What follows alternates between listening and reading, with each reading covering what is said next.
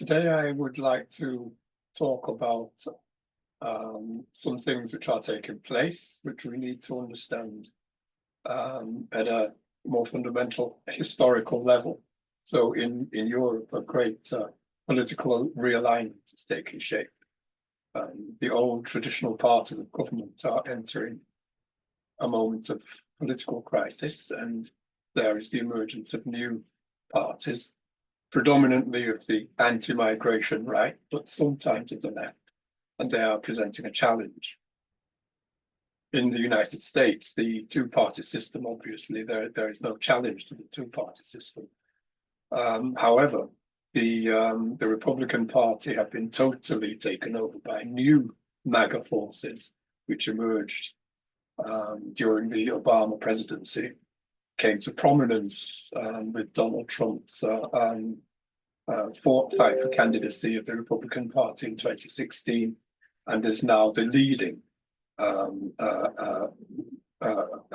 current inside of the Republican Party, overwhelmingly the leading current inside of the Republican Party, and has come to dominate, therefore, following the presidential election in the end of last year. Has come to dominate both the administration and the legislature and the Supreme Court. They have an inbuilt majority on the Supreme Court, and so they have a very large amount of power which they can exercise in pushing forward with the new agenda which they have come forward with. The inauguration of the new Trump presidency, therefore, and his administration was accompanied by an avalanche of presidential executive orders, featuring centrally some of the items of the previous culture war agenda, such as very heavy concentration on immigration, the diversity, equity, and inclusion programs which they've abolished, and they are now trying to push for the private sector to abolish such programs as well, or gender matters, environmental protections. All of these things are now featuring very heavily in the first few days of the new administration. Additionally, both houses of Congress, very recently, the Senate just before the inauguration and the House just yesterday, as we speak, have passed the Laken-Riley Act, which expands mandatory immigration detention of non-citizens to cover people arrested or charged with crimes such as robbery, theft, shoplifting, regardless of whether they're actually committed. In other words, they don't have to be convicted of these things. They only have to be charged. So that's another thing, and that's obviously going to be one of the spokes in the wheel of the impending push for mass deportation. So that's the situation there. This attitude towards migration, however, is exactly mirrored in the agenda being championed by the new right-wing forces which are emerging to prominence in Europe. And we have in 2024 a very peculiar thing. For the first time in every national governmental election in advanced countries, the party of government lost vote share.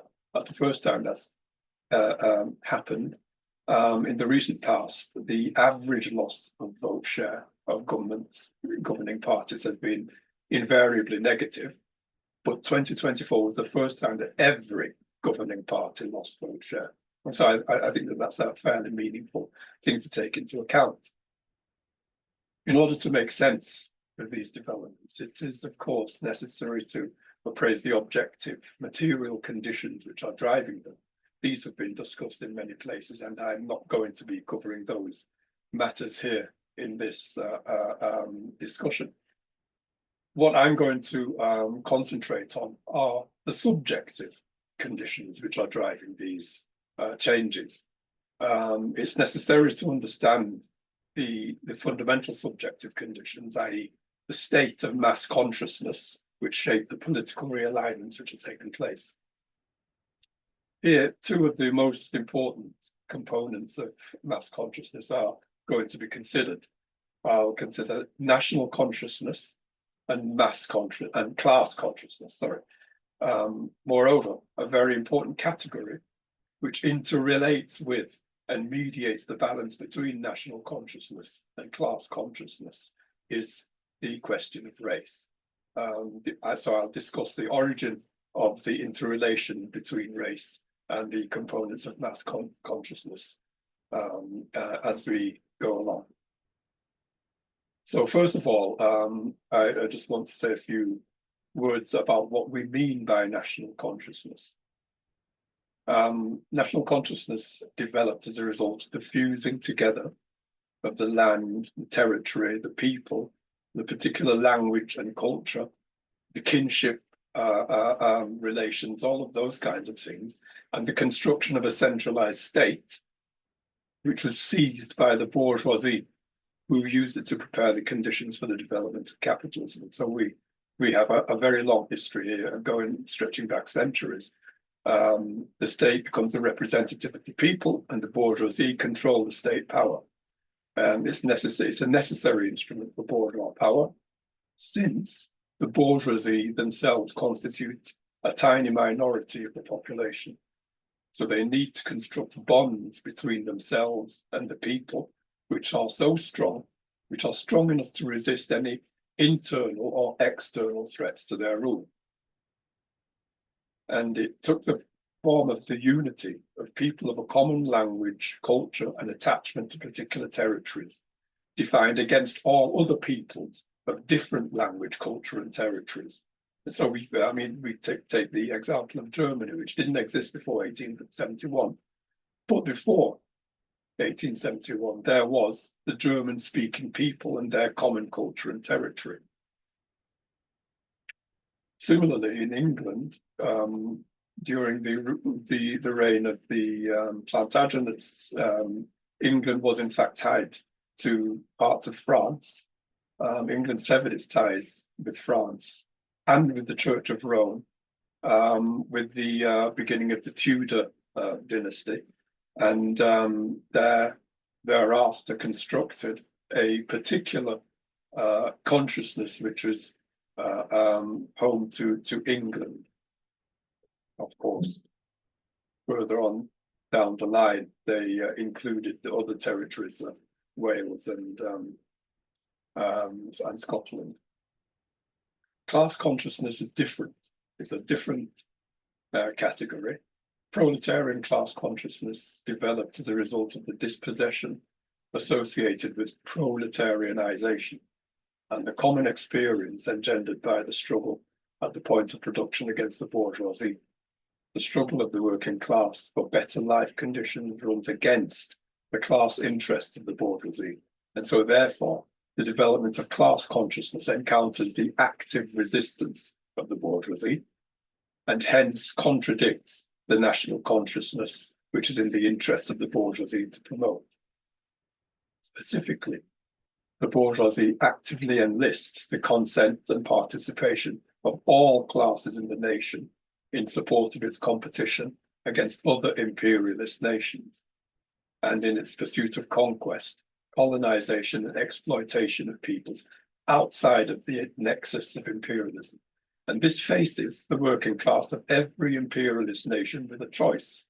The choice of either lending its support to its own ruling class and submitting to national chauvinism, which is just an expression of the fact that its national consciousness overwhelms its class consciousness, or to assert its independence from its ruling class and oppose the war drive.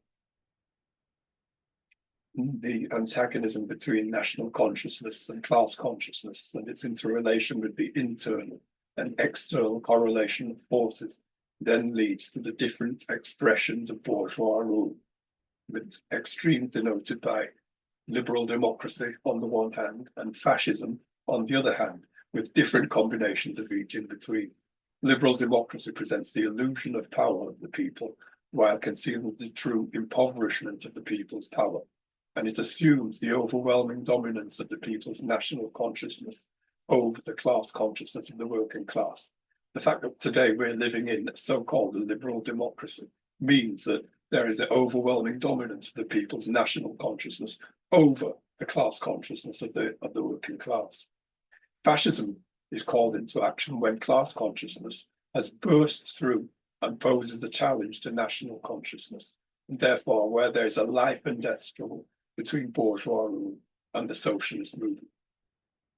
Particularly in the event of imperialist wars, the socialist movement comes to the leadership of the peace movement. Liberal democracy is therefore characterized by the working class on its knees, whereas fascism is characterized, if you have the triumph of fascism, the working class is lying blooded and prostrate in the ditch. The working class standing on its feet only corresponds to socialism. So let's see exactly the conditions around which fascism emerges. So looking at classical fascism during the 1930s, every capitalist country experienced fascist movements to some degree or another. Therefore, it's not a cultural phenomenon. It's an irreducible systemic aspect of capitalism. Fascism is not exceptional, therefore, but systemic, and has nothing to do with the barbarity of its methods or anything like that. In fact, if you look at what has happened with imperialism on a world scale and throughout history, liberalism has overthrown more democratic governments, subverted the development of more liberation movements than fascism has. Fascism only existed in its triumphant form for a comparatively short period of time.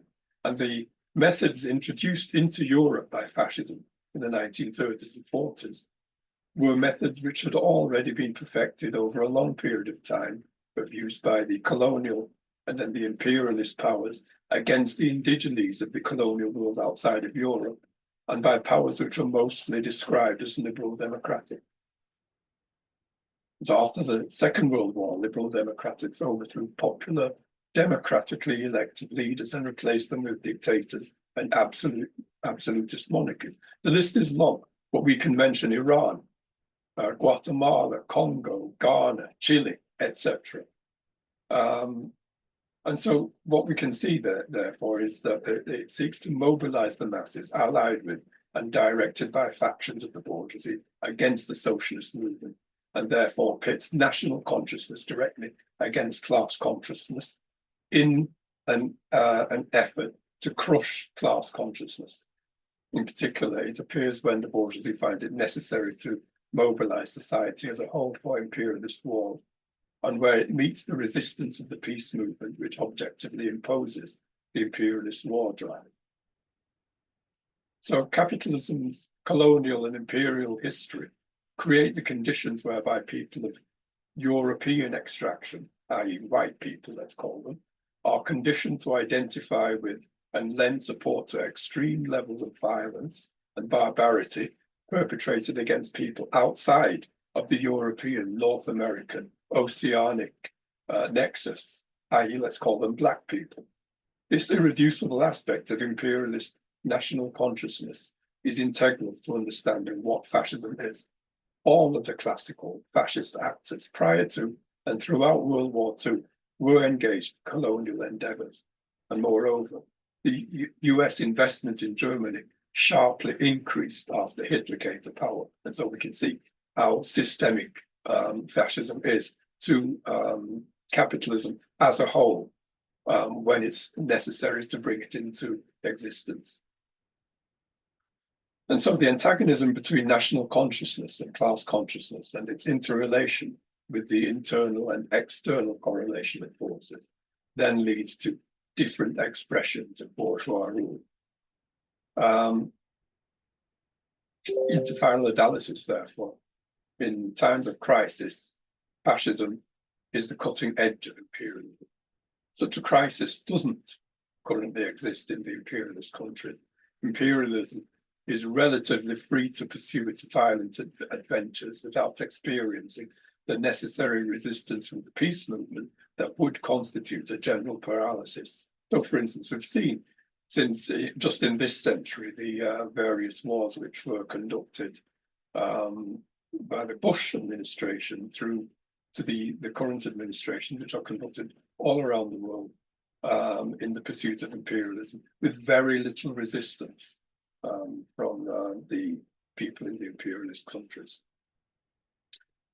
So let's now go and kind of flesh out how imperialism came about. So from the very earliest times in the advent of colonialism, there were colonial revolutions in America and Haiti, and the Peninsular War in Europe led to a series of colonial revolutions in Latin America. The rise of the United States and the assertion of the Monroe Doctrine subordinated Latin America to US domination. And we can see already in the first days of the Trump administration the way that there are echoes of the Monroe Doctrine coming to the fore again. And following the crisis of the economic crisis of the 1870s, European capitalism moved to solve the problem of low investment growth by expanding outside of Europe and its North American and oceanic appendages, by the partition of Africa in the 1880s and 90s, and by the incorporation of French Indochina into the French Empire in the 1880s and 90s also. There followed the partition of West Asia between the British and the French upon the collapse of the Ottoman Empire in 1916. India had already been incorporated into the British Empire, as well as Indonesia and Malaysia both incorporated into the Dutch Empire. Malaysia at first being part of the British Empire. And the expansion was carried out through a process of expropriation and progressive proletarianization. The Europeans expropriated the land, the resources, and sometimes even the people through the transatlantic slave trade of the non-Europeans and transformed them into capital. And while the non-Europeans were progressively proletarianized. And therefore, in this sense, we can say that global capitalism became racialized, i.e., the Europeans did the expropriating and the non-Europeans were expropriated, and the workers of Europe and North America became enlisted into support for the racial oppression of non-Europeans. And I think a quote from Lenin at this point would suffice to emphasize the way that has come about. He says, and this is from the address to the Second All-Russia Congress of the Communist Organizations of the Peoples of the East, which is available on the Marxist.org website. The socialist revolution will not solely or chiefly a struggle of the revolutionary proletarians in each country against their bourgeoisie. No, it will be a struggle of all imperialist oppressed colonies and countries, of all dependent countries against international imperialism. The civil war of the working people of the imperialists and exploiters in all the advanced countries is beginning to be combined with national wars against international imperialism. That was in 1919. And of course, that was the case. And that is the exact reason why fascism was called into existence in Central Europe. So the material privileges which were enjoyed by workers in the imperialist countries will result from the imperialist exploitation of the periphery, are the material basis for the maintenance of national consciousness. In other words, national consciousness is not something that people wake up in the morning and think, isn't this a lovely idea? There is a material basis for the maintenance of national consciousness. And the threat of the loss of these privileges, the impulse to support more kinetic manifestations of imperialist aggression. The development of the advanced sections of the working class encounter a great obstacle when the workers in the imperialist countries, imbued with imperialist national consciousness, bond with their bourgeoisies to maintain the system of plunder of the oppressed peoples, and where the oppressed people must struggle against not only the imperialist bourgeoisie, but also their workers. Okay, so That is basically a discussion of, first of all, national consciousness, briefly on class consciousness, the way that national consciousness has historically suppressed class consciousness and therefore created the conditions for the maintenance of the rule of the imperialist bourgeoisie. I now want to enter into a discussion of the question of race, because race, as we've already seen, is one of the main ways in which the balance between national consciousness and class consciousness can be mediated. So, first of all, we can see that white supremacy has been embedded in US law since its founding.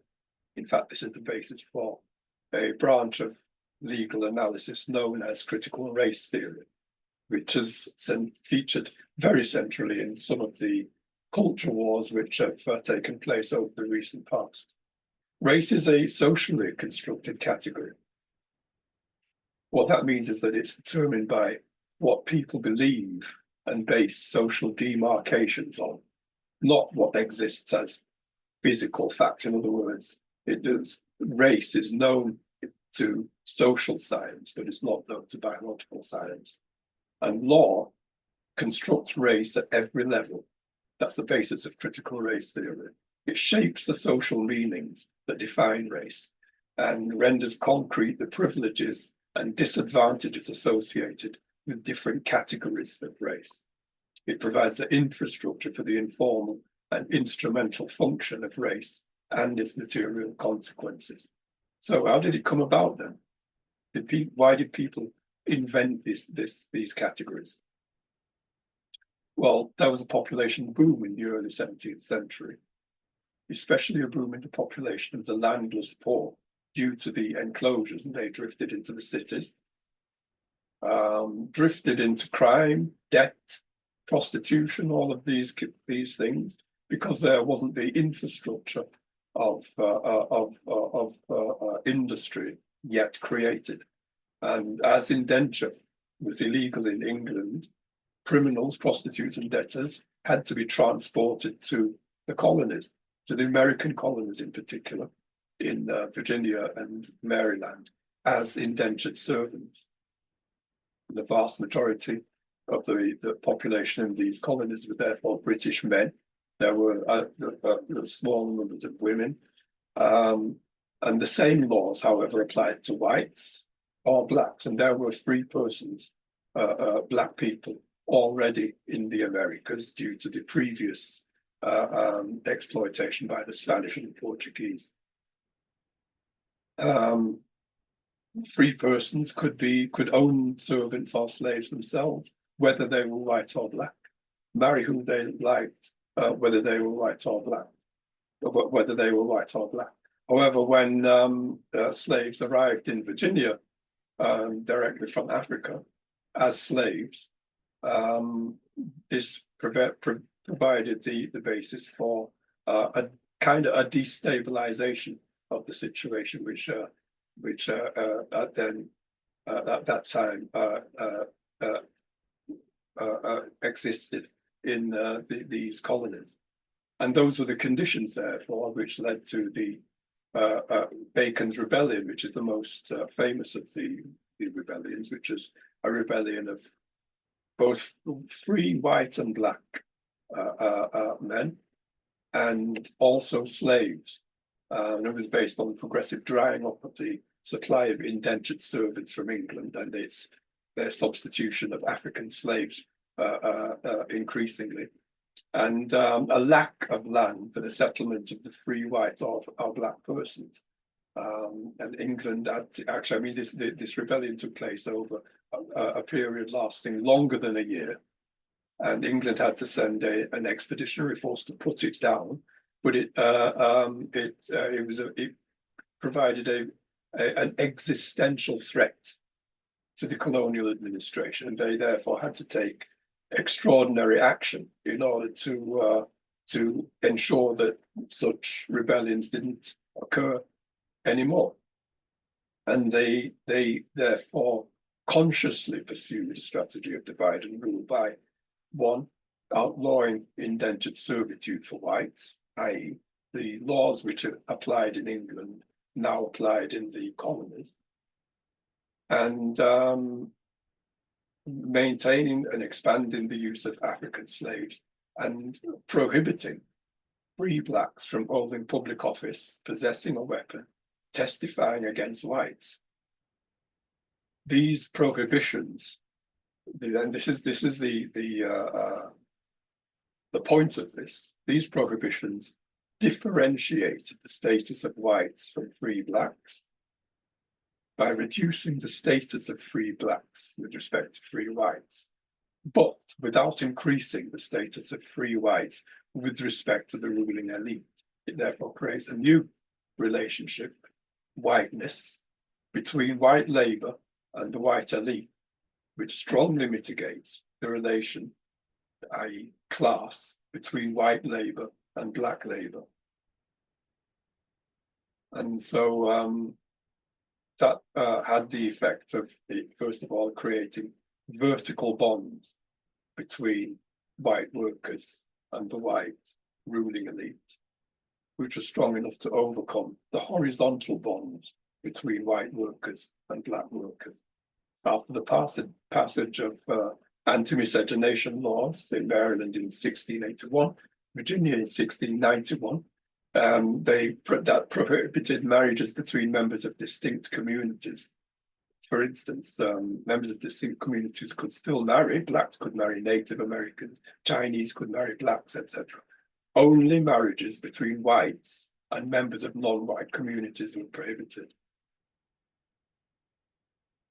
And the construction of whiteness is a prerequisite for European settler colonization of non-European territory. So we see what happened in Australia, in South Africa, in New Zealand, etc., etc. And a prerequisite for creating a bond between white workers and white ruling elites, and for breaking bonds between white workers and non-white workers. The ideas contained in the new laws are then reproduced in the material conditions of society, which further reinforce and entrench those ideas and constitute the invention of the category white. And now, if you define a category white, you also define what is not white. Basically, the history of the United States does involve many attempts to hone in and sharpen these definitions through naturalization acts, citizenship acts, immigration restrictions, and so on and so forth. And so the Citizenship and Naturalization Act of 1790, which was passed by the first Congress of the United States, limited citizenship to free white people. To be eligible for citizenship, a person had to be a free white person who had lived in the United States for at least 2 years. Moreover, white women who were citizens and married non-white men lost their citizenship rights.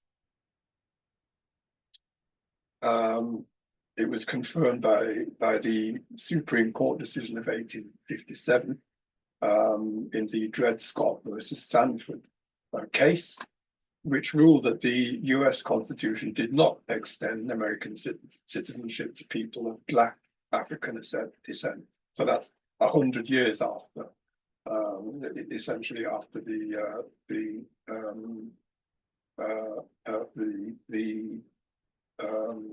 founding of the Republic. So we can say that the United States was therefore explicitly and intentionally created as a white nation, an idea which was continuously reinforced by prescribing non-white naturalization and immigration.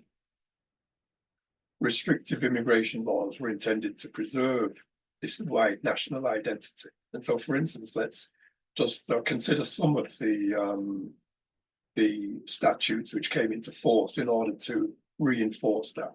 So there's the Chinese Exclusion Act of 1882, which barred the immigration of Chinese laborers for 10 years, marking the first significant law to restrict immigration based on ethnicity. and it was extended multiple times, effectively banning Chinese immigration until its repeal in 1943. The Immigration Act of 1917, which created the Asiatic Barred Zone, restricting immigration from most of Asia and the Pacific Islands. The Emergency Quota Act of 1921, which capped immigration at 3% of each nationality's US population in 1910. And the Immigration Act of 1924, which reduced the cap to 2% and based quotas on the 1890 census. That again further skews the caps in favor of the older immigrant groups, i.e. the European groups. The effect of the 1921 and 1924 Acts was to effectively exclude Asian immigrants and favor immigrants from Northern and Western Europe, while severely limiting those from Southern and Eastern Europe. And so there even more refinement of what of the people that they actually want. There was the Nationality Act in 1952, the McCarran-Walter Act, which retained the quota system, but abolished racial restrictions on naturalization. So 1952, very important year. 1954 was the year of the Supreme Court decision in Brown versus Board of Education of Topeka, which laid the basis for the 10-year civil rights struggle against segregation in the deep south of the United States. So we can see there are some small changes which are being brought into being at that particular point in time. So the quotas continued to favor European immigration, and it also introduced ideological restrictions barring communists and suspected subversives. Again, 1952, important time in the history of the United States. We have the beginnings of the McCarthy Act, clamped down on radical politics. So there is the Illegal Immigration Reform and Immigrant Responsibility Act, 1996. So we're coming right up to date now, which increased border enforcement and penalties for unauthorized immigration. And then, of course, we're well aware of the Trump administration policies from the first Trump administration, 2017 to 21, which restricted entry from several majority Muslim countries and restricted asylum claims and reduced refugee admissions to historic lows. And we can see that in the first days of the Trump administration, the movement to put into place the infrastructure and the apparatus for radically ramping up deportation of undocumented migrants has already become a central part, a pillar of his administration's efforts. So, having discussed now, let's recap. We've discussed national consciousness and class consciousness, i.e. some of the subjective indicators of the political realignment. We've discussed race, which is one of the most important mediators of the balance between national consciousness and class consciousness. I now want to come and discuss the material basis for the maintenance of white supremacy. So we've already discussed colonialism. Let's have a look at what that meant in terms of race itself.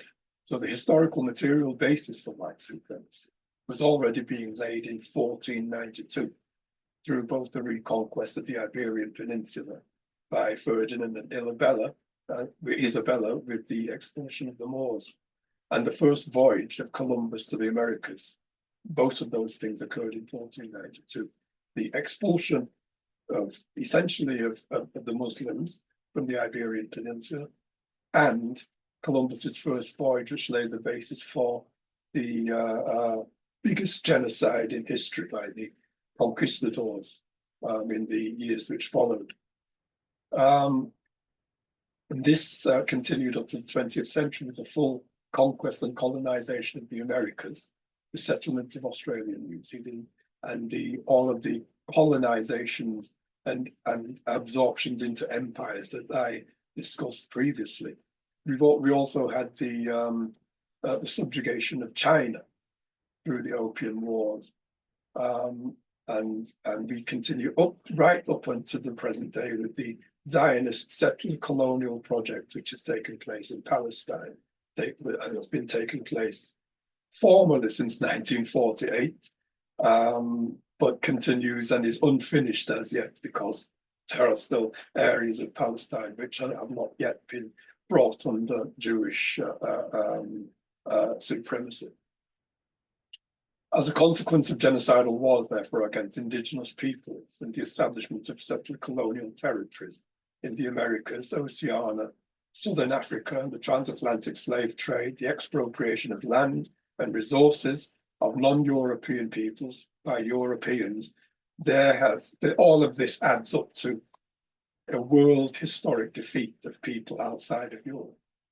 Together with the construction of racial categories, as we've discussed previously, this is instrumentalized in order to secure the active participation of the mass of the white populations of Europe and the settler colonies in the oppression of the non-white populations of the settler colony and the lands outside of Europe. And this constitutes the material basis for the oppression by the peoples of European descent of the non-European. This process not only enriched European workers and therefore constitutes the material basis for their maintenance of the bond between themselves and their ruling class, but also conditioned them to identify with their bourgeoisie through a shared sense of racial superiority and the endowment of it with an outward appearance of naturalness and immutability. We can see that in the spate of lynchings which took place in the United States prior to Trump and during Trump's presidency, which called into focus the movement Black Lives Matter, and the reason it was called that explicitly was because Black lives didn't matter up until then, and still do not. And this bond is reinforced by imperialist national consciousness. You can also see that in the ongoing situation in Palestine, where the weight given to Israeli hostages far outweighs the slaughter and genocide which is perpetrated against thousands, tens of thousands of Palestinians, including women and children. And so let's now see what are the contemporary implications of this. So today, the interplay between race and mass consciousness continues to shape global and domestic politics. In the United States, the election of Barack Obama and the subsequent rise of movements like the Tea Party, which were the precursors of the current MAGA movement, reveals a persistence of white anxiety. Now, how does this come about?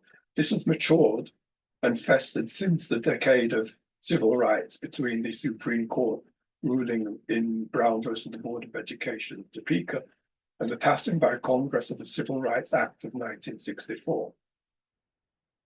This decade contained burgeoning Black activism and militancy, spawning the Black Power movement and its identification with the rising tide of the anti-colonial and anti-imperialist struggles in Latin America, Africa, and Asia.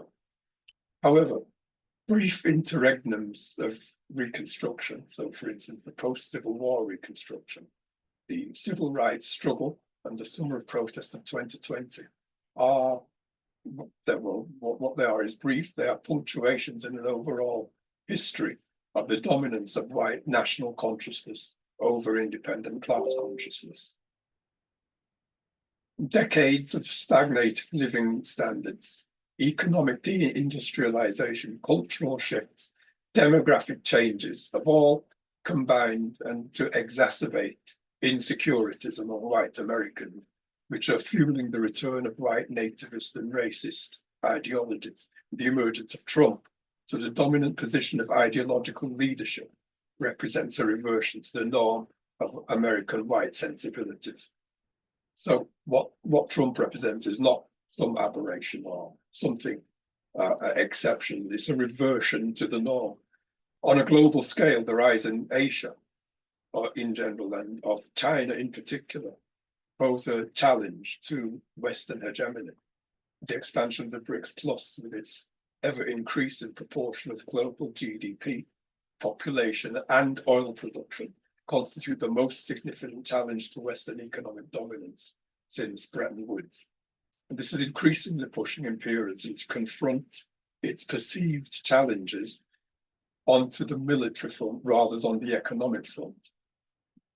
And that's because, unlike on the economic front, it still possesses overwhelming dominance through its military power and global reach of the US military. Imperialist powers have therefore sought to strengthen national consciousness often through appeals to white supremacy. And we only need to, we don't have to even to quote Trump on this.